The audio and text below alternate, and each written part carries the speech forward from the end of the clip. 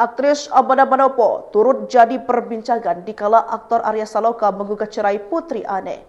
Gugatan cerai Arya Saloka atas Putri Ane tersebut dilayangkan ke Pengadilan Agama Jakarta Selatan pada 15 April 2025.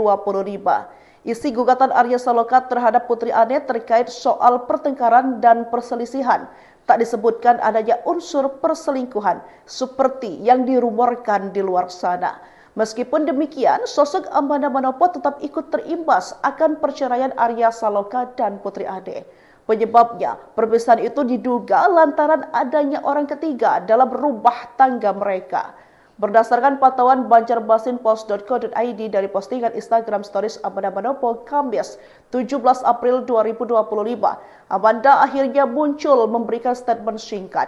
Ia menggambarkan keberadaannya yang sempat menghilang dari Instagram.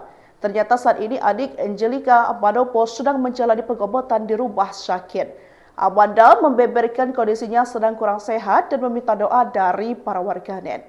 Mengenai Arya Saloka gugat cerai Putri Ane, Amanda Manopo memohon agar netizen tak mengaitkan hal tersebut dengan dia. Amanda Manopo menegaskan dirinya tidak ada urusan apapun dengan hal tersebut.